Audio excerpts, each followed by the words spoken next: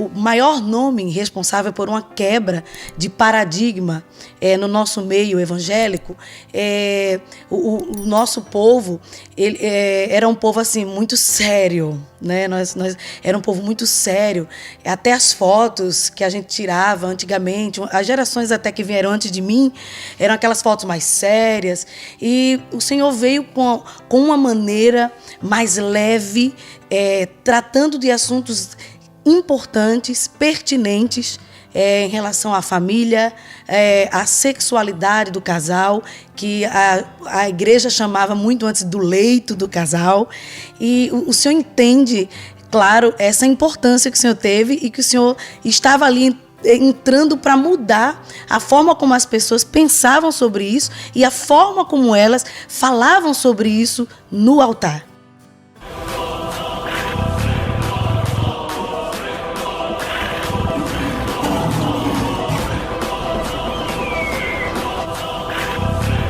Na verdade, Sara, eu acho o seguinte, eu acho que nós já tínhamos outras pessoas fazendo isso de uma forma um pouco mais, ou menos incisiva, como o pastor Silmar Coelho, que também me antecedeu, mas essas pessoas não tiveram aí a força da internet. É verdade. Então eu diria que talvez existem pessoas que foram muito mais importantes do que isso, porque acabaram me inspirando. Eu só acabei chegando no momento onde a visibilidade era mais fácil de se alcançar. Hoje é muito mais fácil do que quando eu entrei. Hoje alguém vira celebridade da noite para o dia, tá certo? Mas eu entendo sim que eu sou um dos participantes desse projeto de Deus, acredito eu, que foi quebrar um pouco os paradigmas e dizer que alguém poderia ser bem-humorado, porém com valores muito concretos, muito sérios, porque as pessoas, eu acho que elas misturaram muito isso. Certo? Se você é brincalhão, você não pode ser sério no que diz respeito aos seus negócios, a seus valores, a seus princípios. Então, quem lida comigo, vai conversar com os meus funcionários, com as pessoas que caminham comigo. Você vai ver que eu sou uma pessoa extremamente séria no que diz respeito a cumprir aquilo que eu falo, mas ao mesmo tempo extremamente bem-humorada, porque eu brinco, faço comédia de tudo. Então eu acho que as mulheres gostam. Primeiro, eu falo bastante mal de homens. Então eu acho que isso me ajudou. E outra coisa é que eu falo de assuntos que mulheres sempre tiveram vontade de falar com seus maridos, mas nunca tiveram. Sempre tiveram muita vergonha de falar do que gosta, de suas preferências, abrir seu coração. Porque abrir o coração para um homem é altamente perigoso. E eu virei meio, de certa forma, como um referencial de um homem cujo qual a mulher poderia abrir seu coração. Só minha mulher não pensa isso, mas as outras porque eu enfrento os mesmos problemas. Ok? Uma coisa que você falou aí que tem me chamado muita atenção é que as pessoas têm assistido muitos meus vídeos para tratamento, durante o tratamento do câncer.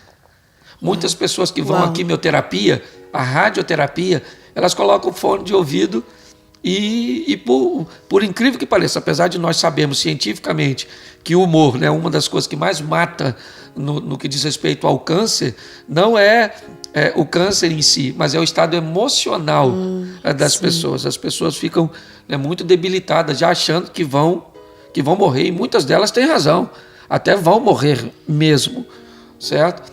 Mas eu tenho notado que muitas me culpam até, positivamente. Pastor, olha, o senhor me ajudou muito, o senhor fez parte da minha cura, então é bem legal. É que a igreja, por muito tempo, e até hoje ainda tem um pouco a dificuldade de aceitar o lado emocional, ou é físico ou espiritual, certo? Ou você está doente ou você tem demônio. E a doença tem que ser tratada, tem que aparecer no seu sangue, tem que aparecer na tomografia, no exame, E as pessoas têm muita dificuldade de entender a alma. Uma das coisas que Jesus mais trabalhou. Que o senhor tem experiência, O senhor passou por uma fase de desgaste, precisou de descansar. Eu já vi tudo, hein? Sim. A barba é resultado da depressão. Ela ficou depois da depressão, certo? Mas eu fiquei num quadro, uma agenda muito pesada, muita dificuldade, pressões de todos os lados. E aí eu não queria ver mais ninguém, não queria ir para a igreja, não queria mais nada. Não tinha nenhum demônio, pelo menos ele não foi localizado. Não tinha nenhuma doença, também não foi detectada. havia problemas com a alma, o estresse, um desgaste, uma coisa, e eu precisei buscar um profissional da área, certo? Que me passou uma terapia que eu tive que cumprir, ok? Então não teve... Eu sou da seguinte tese. Não foi uma mágica, não foi da noite pro dia. Não. Teve um processo. Foi assim, eu diria para você que 80% do que eu vivi foi tratado com terapias, com profissionais da área, tá certo? Então eu não vou colocar esse crédito no Espírito Santo, no poder de Deus, não. Que nós temos muita dificuldade com isso, né? Quando você vê Jesus com 12 anos conversando com doutores no templo, muita gente acredita que ele estava usando recursos espirituais para fazer isso, buscando as informações do Velho Testamento nos céus. E não era. Com 12 anos, ele era alguém que já tinha lido bastante, tinha estudado bastante, estava habilitado a fazer aquilo. Então as pessoas têm que entender: o que é físico trata no ambiente físico, o que é alma, emocional, trata no ambiente emocional, o que é espiritual, espiritual. Por exemplo, eu brinco com isso: o marido está nervoso porque não tem sexo. A mulher vai orar? Ela não tem que orar para o marido ficar calmo, ela tem que fazer sexo para ele acalmar. Então cada problema se trata na esfera cujo qual o problema está inserido. O que eu tenho? Né? Eu vejo muitas mulheres conversando comigo no final dos cultos, porque as minhas músicas, né, o pessoal fala, é música de sofrência. Sim. Né? Música de sofrência. Então, Sara, o que era que você estava passando nessa hora? E realmente, ontem eu falei aqui que tem um meme na internet que fala, acho que Deus está me confundindo com Rambo, né? Que é uma luta atrás da outra, é uma guerra atrás da outra. E aí as mulheres falavam, Sara, eu me identifiquei com algumas coisas das suas músicas, mas é muito difícil uma mulher vir para mim, claro que agora está mais comum, depois da pandemia, mas antes da pandemia era muito difícil ela chegar e falar, eu tive depressão, eu tive ansiedade, eu tive crise de pânico, que é tudo muito parecido, é tudo muito junto. Então, em que momento você se percebeu que tem alguma coisa errada, né? Poxa, tem aqui alguma coisa errada e eu preciso resolver isso do jeito certo. Eu acho o seguinte, Sara, eu acho, por exemplo, Davi ficou famoso porque enfrentou um gigante. Eu acho que ele deveria ser bem mais famoso porque enfrentou um leão. Muito mais famoso, porque provavelmente o Golias não enfrentaria, certo? Mas Golias fez aparecer dentro de Davi um gigante que Davi não conhecia.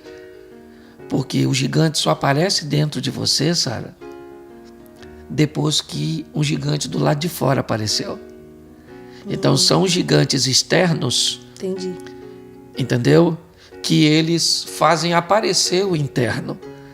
Ok? Foi o problema gigantesco que você enfrentou do lado de fora que fez surgir uma Sara gigantesca do lado de dentro, certo? Então, quando nós olhamos para essa situação, nós vemos que eu entendi que eu estava enfrentando uma depressão porque eu precisava ajudar a gente com depressão. Entendi. Não é para ela me destruir. Então ela me fez ler coisas sobre depressão, entender o que eram essas questões emocionais, entender traumas de infância que ficaram, porque isso era inadmissível. Você não poderia ter nada da sua infância de você. Se Jesus chegou na sua vida, ele te libertou de todas as coisas. É no passe de mágica. Levanta sua mão às 19 horas, saia santo às 21h30. Então sempre foi muito